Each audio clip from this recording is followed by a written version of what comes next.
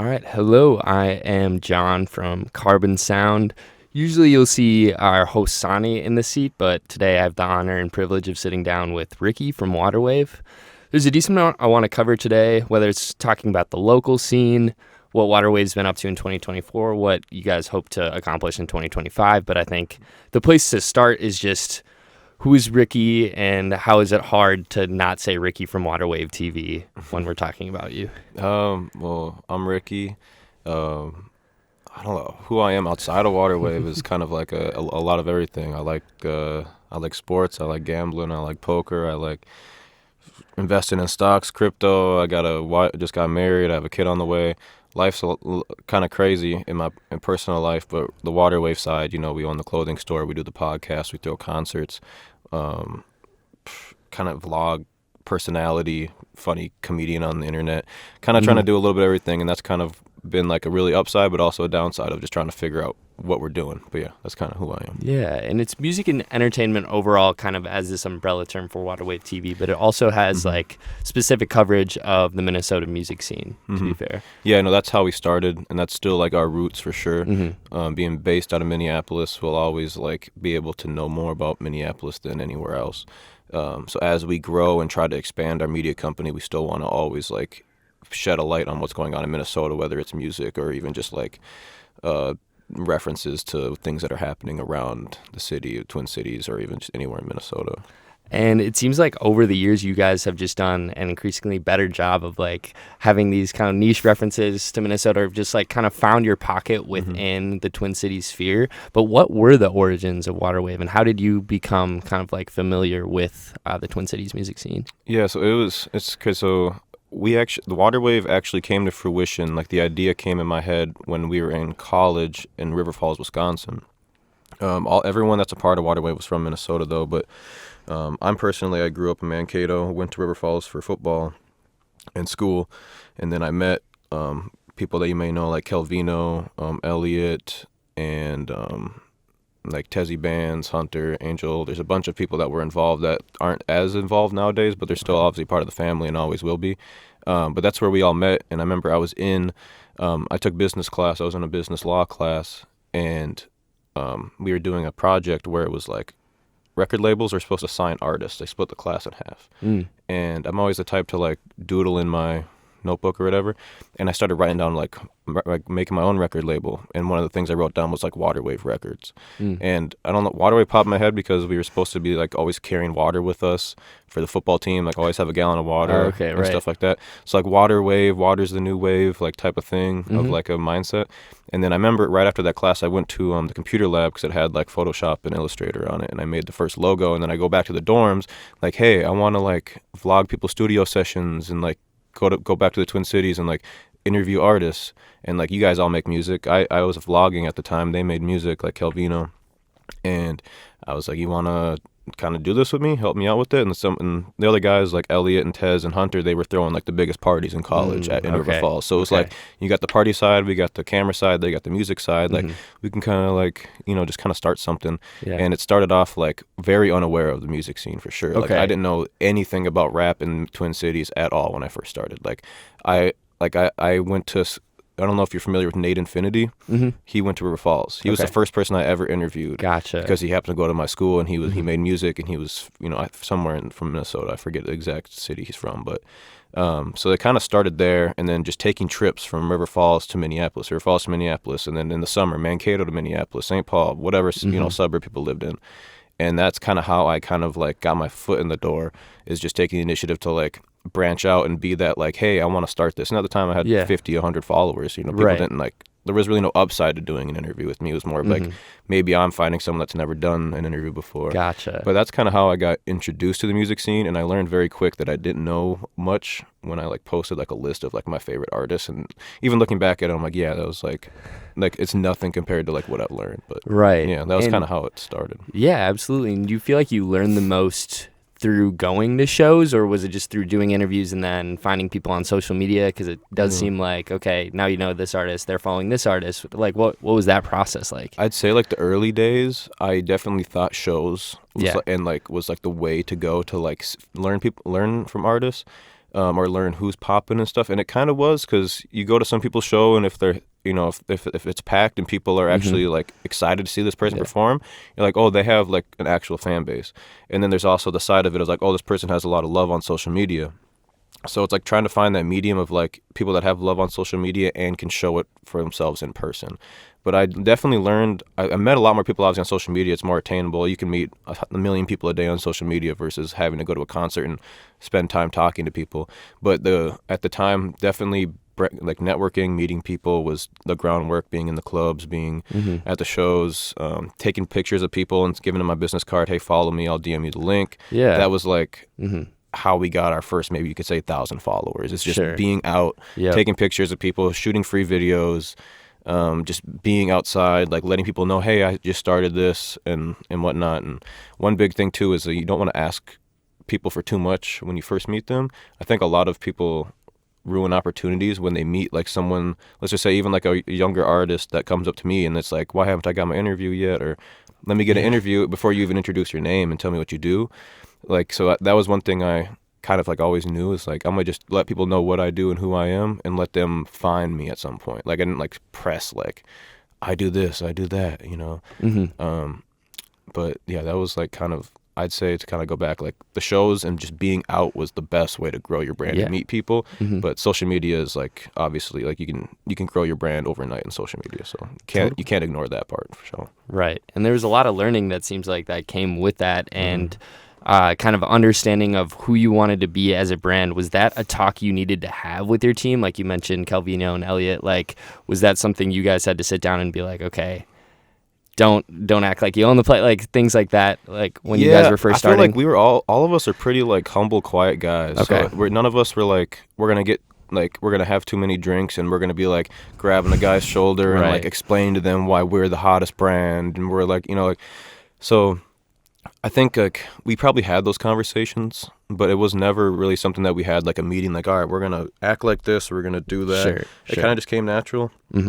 But I do like a lot more of the like on camera, face to face, like people like they'll call me Water Wave rather than my name, like, so like it's definitely like a big representation on how I act to people as well. Like I could go on the internet and say one crazy thing right now and the whole perception of Water Wave is going to change, you know what I mean? Right. Same with the other guys as well, but like as long as we're all on the same page and we all can kind of like give off each other's energy, it's been good so far. Absolutely. So, yeah. And you guys started in 2018?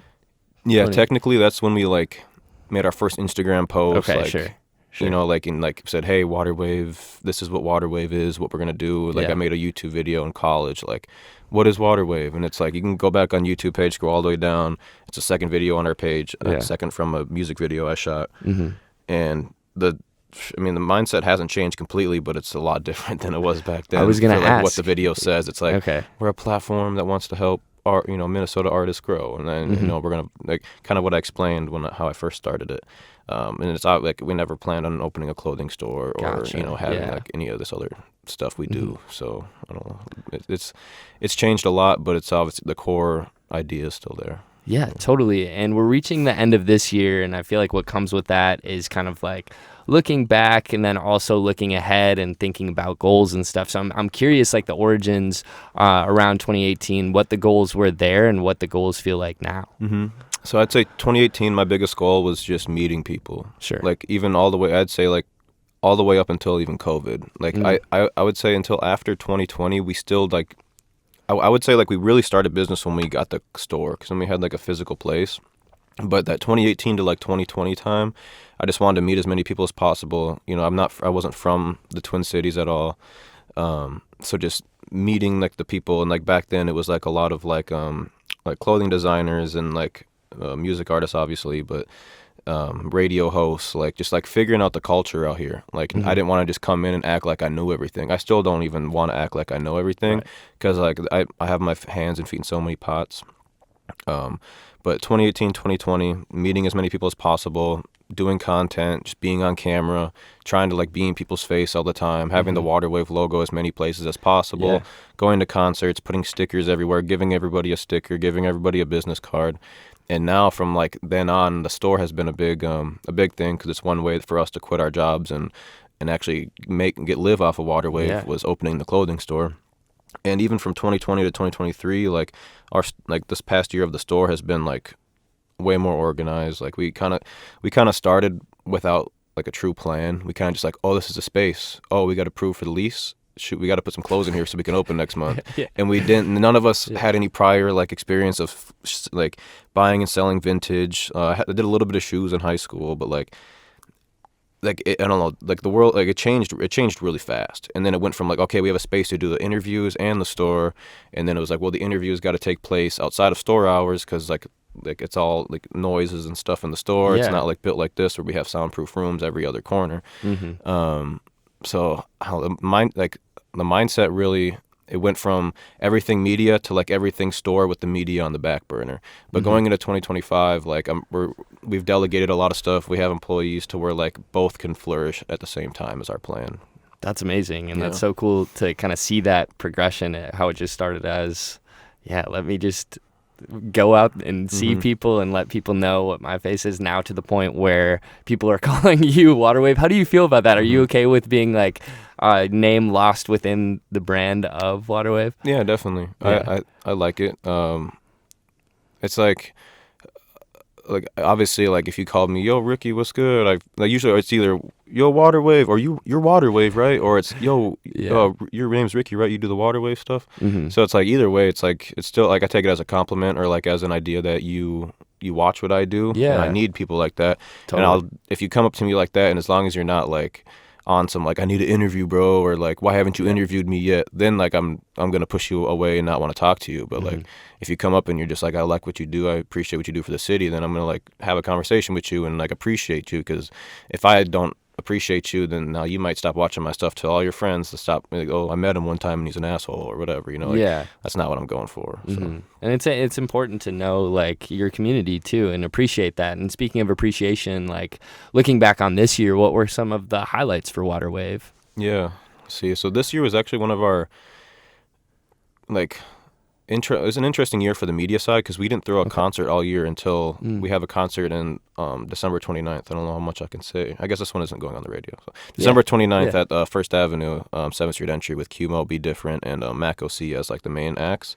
So that's our first show of the year and obviously our last show of the year because it's like right at the end. Usually we're like a show every other month type of. Yeah, was there a reason? Group.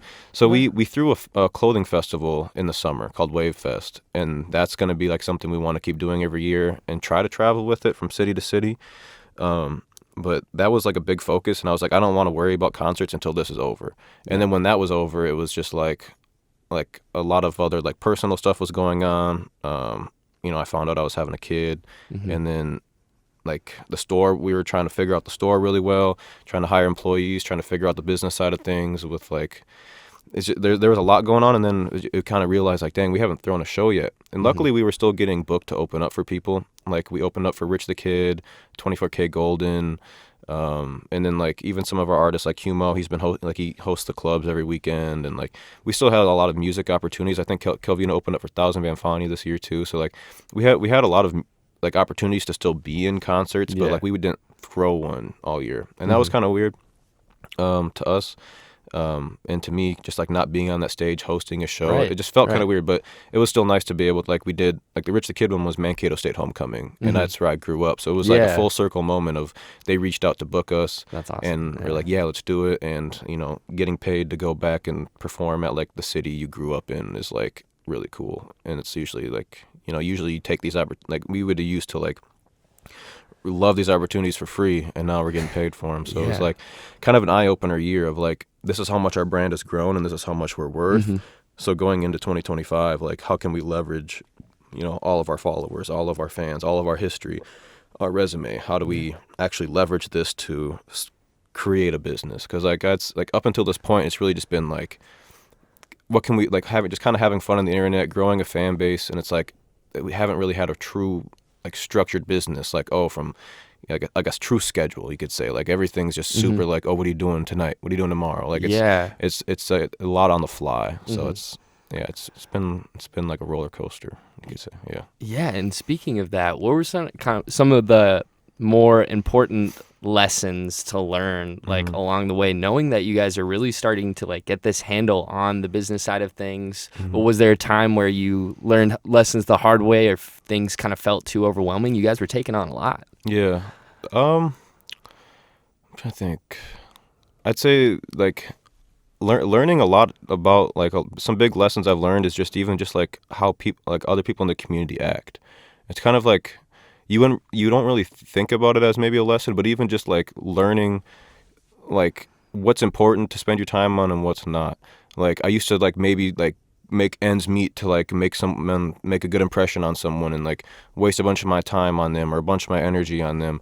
And now I just realize like I don't need to do that. Mm. Like or just like working too hard on certain things. Or I'd say some big lessons in learning has been like in the clothing side has been like traveling for like some vintage events or and stuff like that. And maybe sometimes it's like, oh, this wasn't worth our time, and we could have kept our store open, or this was really worth our time, so we're definitely coming back. Like, but I don't know. I think just realizing how like important your personal time is and your personal energy is, and like not just giving that away for free too much. Like it has to really be worth your time. What And makes like, it energy. worth the time? I don't even know. It's more of just like what am I gonna get out of this, or what is me coming here and talking to you, and even like having like for example, if I'm going to like I was at the Young Gravy show with like Waka Flocka and all them, and like I got invited by their team, so I got to be like in the backstage room, and that was Yeah. pretty cool. So like obviously that's worth my time. Mm-hmm. But within that, now I have conversation with this person, this person, this person, that person. You're having drinks, and you're getting, conversations start becoming, in my opinion, pointless and like a waste of time. And it's like I'm gonna sit here and talk to you for 30 minutes. I miss 30 minutes of the show. That's like a lesson. Like, all right, like learning, like kind of like filtering out certain people. That's like, do I really need to be talking to you right now? Or filtering out certain opportunities. Like, do I need to be taking all these random opportunities, or even like shows? Like people have asked us all year, like, can you throw that? You want to throw the show with us? You want to throw the show with us? And it's like I said no. I obviously said no to like all of them because we didn't throw a show. And it's just the idea of like, is it really worth my time and my effort in this show? Like, am I going to make a lot of money, or am I going to get a lot of fans off it, or am I going to do something good? And just like having to figure that out. And I feel like the best way, like I don't know how to explain it, but like as people get older in this scene, and if you're really out there, you'll understand what I'm saying when you kind of get to it. Like the people you thought were important are not important. Like the people that you wanted to impress don't matter. Like that's the type of lessons that I've really learned this year. Is like the people when we first started, I'm like, oh my god, I need to work with him, This or big artist, this big promoter, this big DJ. Now it's like I don't even need to. Like that guy could be completely out of my Rolodex, and it doesn't matter. Like I can still do what I can do. People that you think you need to know, you need to work with to have success, you don't. You just need to like believe in yourself and like push your agenda. It does not matter like anyone else's opinions. It's like that's been my biggest learning curve of this year, and I think that's just a maturing thing too. Yeah. I don't know. But an important lesson to learn nonetheless. And there's just like, as you were talking, there was some big and important observations I think you're making too. So I kind of also want to pick your brain about any other observations you've had when it comes to just the Minnesota music scene in general, and maybe what there needs to be more of, or maybe what there needs to be less of, if there's gatekeeping, whatever the case might be. Yeah, I'd say kind of what I was saying goes with that gatekeeping thing, is that there's really no one gatekeeping anything. Like you have to like if you come up and ask me for like advice after this, advice after that, like I might not want to keep giving it to you because it's just like I don't owe you anything. So that could be thought up as like a gatekeeping, like, oh, you won't tell me what you learned. It's like, well, I went through 6 years to learn what I had to learn, and you want to learn it all in 1 hour? Like it doesn't work like that. Like you kind of have to show me maybe why you deserve to know maybe certain things. But like, what was the full question again? Just other observations when it comes to the Minnesota music scene, and like maybe what there needs to be more of in terms of the whole Minnesota music scene. I'd say a lot of artists are really talented, but they just don't like push themselves hard enough. And it's like a broad statement, but what I kind of mean is like you see a lot of these artists that are even like so famous that they don't need to be making like TikTok style or Instagram reels. Like I even tell a lot of the artists I work with, and they don't even listen to me. I don't know if they're shy. I don't know what their deal is, or if they're scared to fail. Like I think a big thing in Minnesota is people are scared to fail. Like they don't want to post a video of them rapping on Instagram and it gets 50 likes and 1,000 views. Like when like their last post had 300 likes and 10,000 views, like, and they'll delete it in 2 hours because it's not doing well. It's like, bro, like I've posted so many videos to Waterwave that get 1,000 views, and the next one's gonna get 500,000 views. Like I'm not worried about the ones in between that don't hit, because you never know which one is gonna hit. So a lot of people like just get in front of a camera, rap, or put your song over the audio. And that's how people are growing nowadays. We're in such an age where people don't care about music videos. They don't care about albums. They want to see a 20-second snippet of who you are. And people are still like caught up. I think like Minnesota's just like we're just like old school in a sense. It doesn't seem like old school. We're just like 10 years behind all the trends. Like nobody's out here pushing themselves super hard. Like there's a few, and like there's like artists that have, and they flourished because they see the vision, they see the meta. They're not blowing up overnight. No, they made 500 Instagram reels and one blew up and got them signed to a record deal because someone finally seen it. It's like, well, this guy's talented. And they check his page and like, oh, he posts 5 a day. Like we can work with that. Right. But when you post one post a month, no record label's gonna want to work with you unless that one post you do a month and like has your whole city on lock and you're selling out shows. And nobody out here selling out a lot of shows. Like there's a few artists that, you know, can sell tickets, but the main population of Minnesota rappers, they might, even if they get 1,000 likes on Instagram, there might be 5 people that buy tickets to their shows. Like, sure. Like it's like there's a lot of weird love with the fans and the artists because the artists aren't. What's that disconnect? I think it's just the idea that they're not being too personable on the internet, like posting videos. Like you should be posting, in my opinion, you should be posting at least 1 Instagram reel a day, if like, and 3 TikToks a day. But TikTok might be getting deleted here soon from the U.S., so I don't even but Instagram has all your stuff there. Like you should be posting at least 1 Instagram reel a day, whether it's just a snippet of a music video you dropped, if it's like just you rapping on your porch, it's you just sitting there drinking coffee with your music playing in the background. Like that's just like stuff that your fans like should want. And if you have true fans, they will want that. Like with Waterwave stuff, I could like walk out of here right now, pull out my phone and say like, if you're a rapper in Minnesota, like da-da-da-da, you should be doing this. And, you know, it's going to get a lot of interaction because that's what people want. They want the advice from someone that's been there. They want to see my face. They want to hear me talk. And I recognize that. And it's like a lot of artists out here don't realize that if you do truly have fans that do support you, they want as much content as possible. Sure. They don't want 1 music video snippet a month. They want to see you. They want your personality. They want how you act. They want to see you in your normal clothes. They don't want to see you only wearing fake jewelry and whatnot. Like and like designer clothes. They want to see you. They want to relate to you. They want to see, oh, he wakes up every morning and drinks coffee and starts his day off looking crusty too.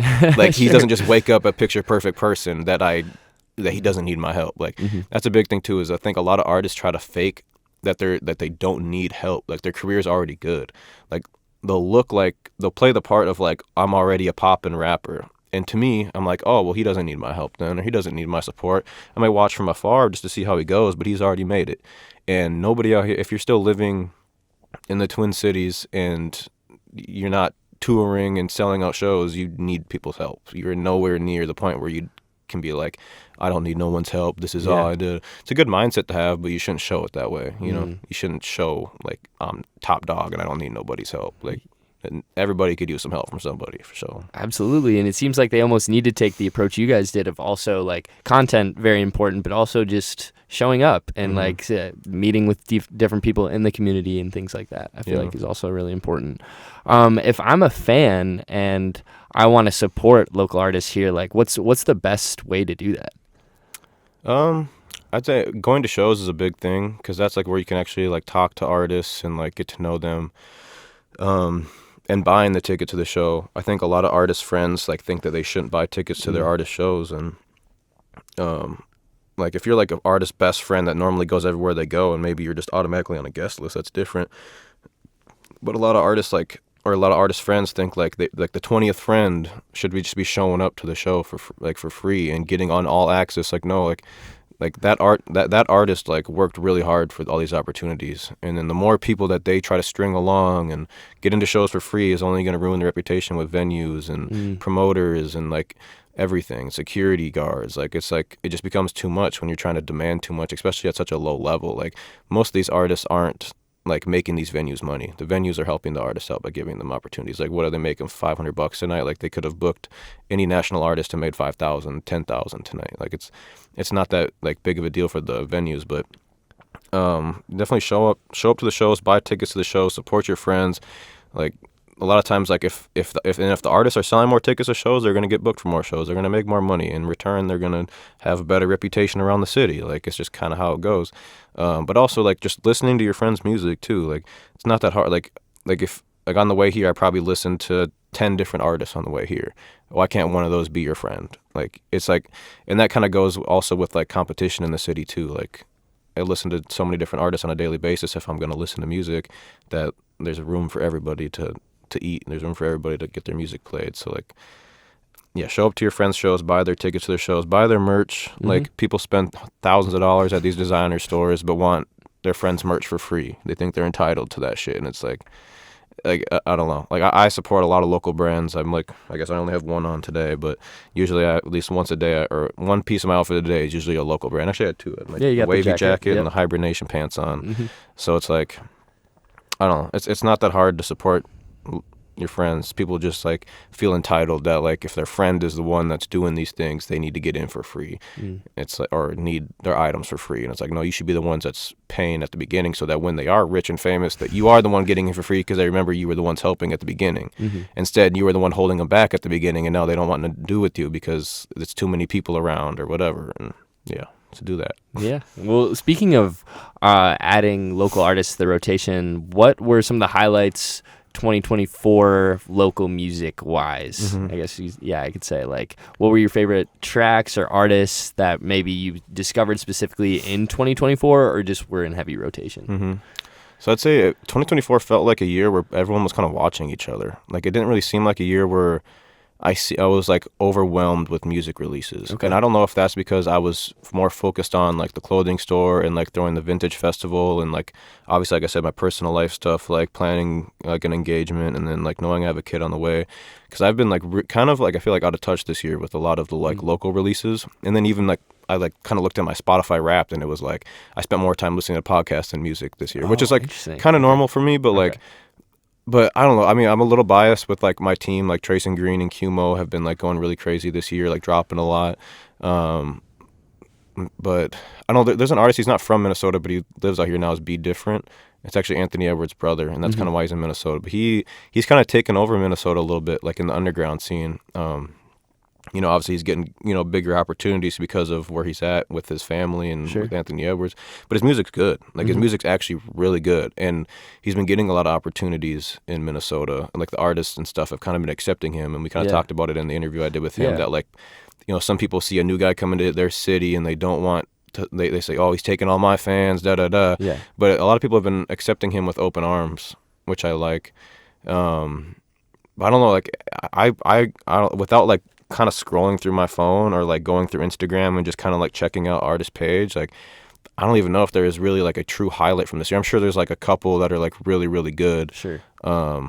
Like options. Like, people are obviously making good music. Like, Casey's always going to be dropping good music, and like Tay Supreme, Juice Lord, and like SJ, and the Ozone Creations crew, like Obi and Summer, and there's like the Mac OCs, and even like Mac Irv, some of the older guys, and Prof, like they're always like they're making good music. That's not the problem, but I just feel like there wasn't any like huge growth this year. You know, like there's like a lot of underground people and like what do you call, just like younger artists. You got like the A. Hill Figures and the like Fat Twin. I seen him recently, and like I don't like there's like all these random, you know, artists that just keep popping up every day, and people are getting big features and stuff like that. But it's like nothing like kind of came across my screen, and I was like, whoa, this guy is like really different, you know. But I don't know. I mean, I could just list off people that are like I could just keep name dropping. But those are some of the names I guess I've been seeing a little bit more in the past few months than I normally would. What does it look like for people to like just be watching each other? Does that mean like they're not taking a bold step and like making that move, or what does that mean when you say? Yeah, I'd say it kind of just means like no, like people are almost like they want to see someone else like fail so that they can try to like ride off their failure. are like people are just almost like just like kind of scared to step out their bubble. Like I said earlier, like drop a project or drop a song. Like I don't recommend anyone to drop an album right now. That's at a local level, but like to drop a song with the music video and do the whole Instagram reel run. Like someone that's actually been like Jay Zoll, he's been really good at the Instagram reels. His stuff pops up on my page a lot. And you know, I'd say he's probably one that's been doing really well this year. But it's also like, if we're talking like a local level and like, oh, you've been on my page a lot or I've seen you a lot, it really means like, it really doesn't mean much for like the whole grand scheme of like your music career. But the watching each other thing is really just like, it just seems like no one's like out here worrying about what they got going on.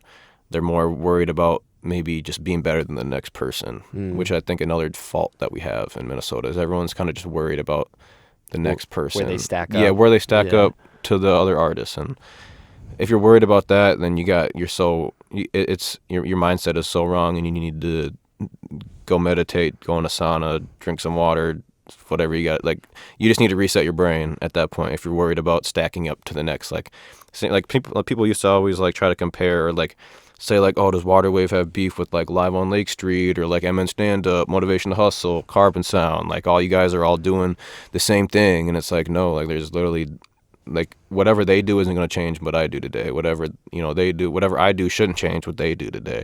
Maybe inspire each other. Like, hey, oh, you guys did really good at that. I should be doing some shit like that too. But yeah, I think the competition wise and like the just trying to be better than the next artist is like what holds a lot of people back, and that's what I kind of mean by watching each other. Yeah, absolutely. And hopefully, yeah, we're we're not holding people back in 2025. I want to look forward one last time to this next year, and just to ask one more time if there's anything like we should be looking forward to Waterwave wise as we approach this new year. Definitely more concerts this year. I don't have any other like locked in, but I know that's going to be a focus that I want to push. Hopefully booking more artists, like working with like some people that got a little bit more money behind them to be able to bring out bigger artists, and like having us be like really involved with it. Because one thing we haven't done a lot is like brought out big names. We did like Tyler Yahweh and Bobby Raps, but like we've opened up for, you know, Rich the Kids, 24K Gold, and 1,000 Band, like I mentioned earlier, but we haven't truly like been the one booking these artists and running the ads, selling the tickets, like when it comes to the big shows. More consistent content, like those the Draw on the Mic videos, interviews, just trying to be more professional with it. Definitely like more like streaming stuff too. Cool. We used to stream a lot. Like when we all lived together in the same house, we would, you know, just turn the stream on and sit on the couch and review music and talk. And that was a little bit before its time. I feel like this is way before, you know, the Kai Cenat blow up and the speeds and all that stuff. So it was like just trying to get back into that as it's became such a popular thing. Like nowadays, to just, you know, sit and talk and generate these clips and just, I don't know, just staying in people's face like it always has been, but maybe finding a way to just be more business oriented. Like, how can we actually like make money off of this stuff? Gotcha. Like, we've been doing it for so long where we're not making a lot of money. Like, how can we truly make money off of this without, you know, like stealing from the community or whatever? Because it's like, you know, we could be like, oh, like, yeah, interviews are $1,000 on our page, and it's like, how many people are going to pay that $1,000, and is it worth them paying $1,000? Probably not. Is it like feasible? Like, no, I don't want to be a platform that's like, oh, the only way to get on my page is paying. But it's like, you know, finding ways that benefit each other, like the Draw on the Mic videos. Like, that's like a good way for us to, you know, sell a service. You know, we're shooting a video, we're editing a video, we're promoting a video, and we're sending it to you so you can do whatever you want with it. But, you know, figuring out ways to just make money, whether it's merch, services, even working for other companies. Like, we ran a live stream for this news company out here for the election night, for a local election. So like, just like finding ways where we can actually like take on clients and utilize our skills, and it maybe you don't even have any Waterwave branding behind it. Like, you would never know that Waterwave did that, but just finding real ways to turn it into a business so that it makes sense to continue to keep doing. And it's not like, all right, we've been doing this for 10 years and we haven't been able to pay rent off this yet. Like, what are we doing? Like, for real? Whether it means we have to sacrifice a little bit of time and effort to what we would like to be doing just to like do what actually pays the bills. But yeah, I don't know. Just figuring it out business wise. Yeah. Well, I look forward to keeping track of Waterwave's creative endeavors and what Mm-hmm. those business ventures might look like in the future. Is there anything else you want to leave us off with here today, Ricky? I don't know. I feel like we touched on a lot of stuff, but if anyone watched this whole thing, appreciate you for watching, and just keep. One thing I always say is like people always like try to say what Waterwave should be doing, and no one knows like your true like path on what you want to accomplish and what it's going to take to get there. People think that like, oh, you guys should be doing this, or why aren't you doing that? And it's like, well, to get to that point, we need to do this, this, and this first. You can't build a house. You have to go brick by brick to build a house. I forget the exact saying. Like, you can't just like throw all the bricks together and it builds the house. You have to lay one brick at a time to have a good foundation, or else it's going to fall down. Sure. So that's kind of what we're at right now. We're just trying to day by day, brick by brick, build this house so that when it's built and it's a nice house, it's not going to fall over and it's going to last forever.